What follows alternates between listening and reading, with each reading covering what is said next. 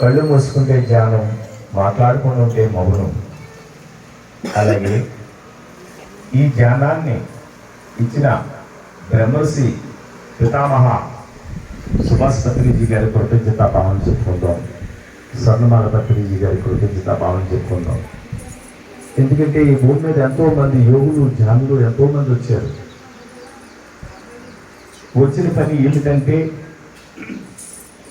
ఎవరికీ తెలియట్లేదు. జీవితాంతం కూడా మనం ఎన్నో విధానంగా ఉరుకులు పరుగుల కింద ఉంటుంది జీవితం అంతా.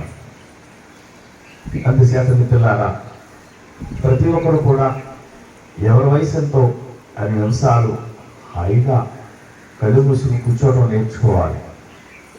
ఎందుకంటే ఒక గుళ్ళోకి వెళ్తాం, ఆ గుళ్ళోకి వెళ్ళి పూజ చేసుకుని ఒక అభిషేకం చేసుకున్నా, ఏ పూజ చేసుకున్నా మీ వయసు ఎంత 5 నిమిషాలు కళ్ళు మూసి కూర్చోవడం నేర్చుకోవాలి. అది ఎప్పుడైతే నేర్చుకున్నామో అద్భుతంగా అందరూ కూడా తయారవుతాం. ఎందుకంటే ప్రతి ఒక్కరికి కావాల్సింది ఈ శరీరానికి రకరకాల రుసులన్నీ పెడుతున్నాం, కానీ ఆత్మకి ఏమీ పెట్టలేకపోతున్నాం మిత్రులారా మనం. అలాగే మీ శరీరంలో ఉన్న ప్రతి అవయవానికి కృతజ్ఞత భావం చెప్పుకోండి.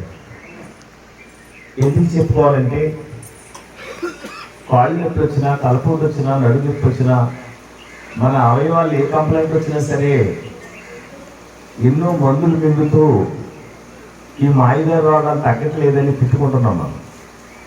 ఆ తిట్టుకోవడం వల్ల ఏముందంటే వీడు తుడుతున్నాడు కదా అనేసి ఆ కణకణాలన్నీ కూడా చచ్చిపడిపోతున్నాయి.